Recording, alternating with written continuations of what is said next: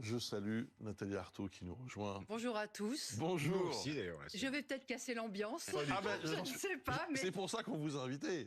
Ah, d'accord. Mais non, mais pourquoi? Parce qu'au fond, cette visite, elle amuse un peu, elle surprend. Certains Français trouvent ça formidable, et puis d'autres sont plus gênés aux entournures. C'est moins qu'on puisse dire. Vous, on peut même dire que ça vous choque? Moi, c'est l'ordre social que cela incarne qui me révolte, en fait. Voilà. Bon, écoutez, que ce soit Charles III, Emmanuel Macron, Bernard Arnault, enfin voilà, ils incarnent cette société de classe dans laquelle nous sommes. En haut, en effet, trônent ceux qui vont se transmettre des titres, des domaines, des milliards. Voilà. Et puis, effectivement, on est censé être captivé, fasciné par leur vie, se prosterner quasiment à leurs pieds. Et puis en bas, il y a ceux qui bossent, voilà, ceux qui bossent dur, ceux qui ne feront jamais de repas avec 3 étoiles, qui ne boiront jamais c'est du Maison Lafite, non. Je ne sais même pas la marque de champagne, parce que bon voilà, personnellement, je suis tellement loin de ce monde que si vous permettez, voilà. Donc voilà, ça incarne un ordre social que je combats, c'est clair. Il me semble, mais peut-être que je me trompe, mais qu'il y a aussi un peu, comment dire, un peu d'amusement, non, vous ne croyez pas, chez les Français, face à tout ça. Enfin, on a toujours regardé les Anglais entre moquerie et admiration. Enfin, il y a toujours un peu comme ça, donc le côté faste royal. Donc, vous ne croyez pas que ça amuse beaucoup de gens? Peut-être que ça amuse, mais en même temps, je suis convaincue qu'il y a en effet une grande bourgeoisie qui vit comme ça tous les jours.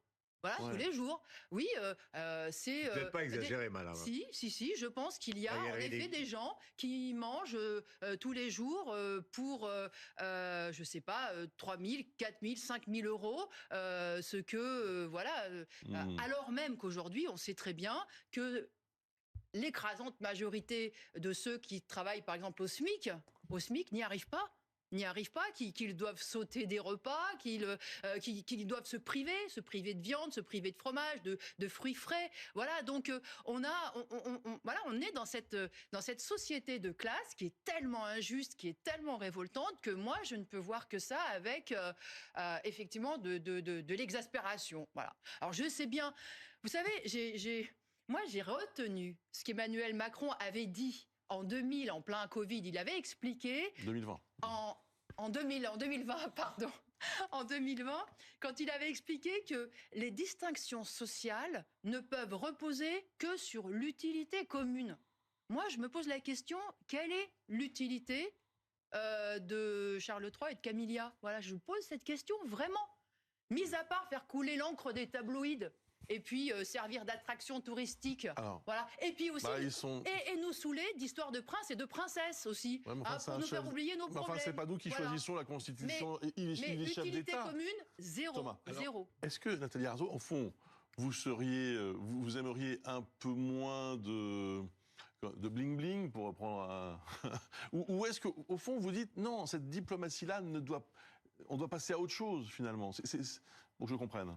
Non, mais le bling-bling, il représente une réalité.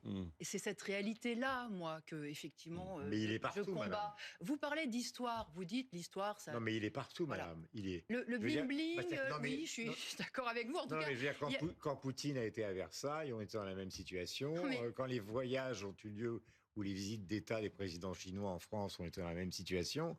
Je veux dire, il n'y a pas de règles qui soient faites pour les Anglais qui ne soient pas appliquées à tous les autres pays. Moi, je rejette cette idée que ces grands chefs, que ces dirigeants incarnent l'intérêt de leur population et de leur peuple. Voilà. Vous parlez d'histoire, mais vous parlez y compris des guerres. Vous savez, dans les guerres, ceux qui laissent leur peau et ceux qui font les sacrifices réels, ce sont toujours les hommes et les femmes des classes populaires. Et qui, finalement, ramassent la gloire, qui ramassent les titres. On a beaucoup raconté que la reine Elisabeth, qui n'était pas encore reine, a beaucoup participé à l'effort. C'est à chaque fois la même histoire. Et moi, ce que je pense, c'est que ces forces-là, c'est vraiment l'incarnation du conservatisme. C'est le conservatisme, c'est l'histoire du passé. Moi, quand j'entends que cette semaine, c'est la venue d'un roi, la venue d'un pape, j'ai relu dernièrement un polar qui se passait au Moyen-Âge, j'ai l'impression d'être rebasculé au Moyen-Âge.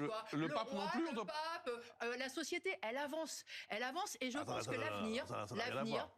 je pense que l'avenir, c'est qu'on se débarrasse justement de toute cette classe sociale-là, de toute cette classe sociale-là, des rois, et pas que seulement des rois, comment dire, de façade, des rois comme Charles III, mais des véritables rois que sont effectivement les grands capitalistes, qui étaient d'ailleurs à l'honneur aussi hier soir, puisque un certain nombre faisaient partie de l'Assemblée. Parce que ce sont les rois des temps modernes. Hein. Bernard Arnault, avec plus de 200 milliards, c'est le roi du luxe. Vous avez Rodolphe Saadé, c'est le roi du transport maritime. Voilà, on a nos rois des temps modernes qui mettent la société en coupe réglée et que moi je combats. Voilà, c'est 12% du commerce extérieur. Quand on parle justement, donc, le commerce extérieur, ça nous concerne énormément. Donc, on ne peut pas assimiler les gens simplement à leur puissance et à leur fortune.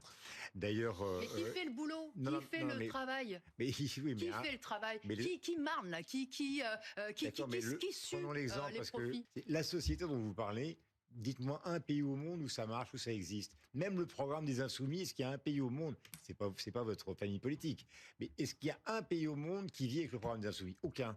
C'est ça le problème, c'est qu'il faudrait avancer. Vous êtes sur Terre ou vous êtes ailleurs? Il faudrait avancer pour qu'enfin les travailleuses et les travailleurs réalisent que ce sont eux qui font la société, que ce sont eux qui devraient imposer leurs intérêts et qu'on arrête de se prosterner devant finalement une classe sociale qui est parasitaire, qui ne nous fait pas avancer, qui nous fait reculer.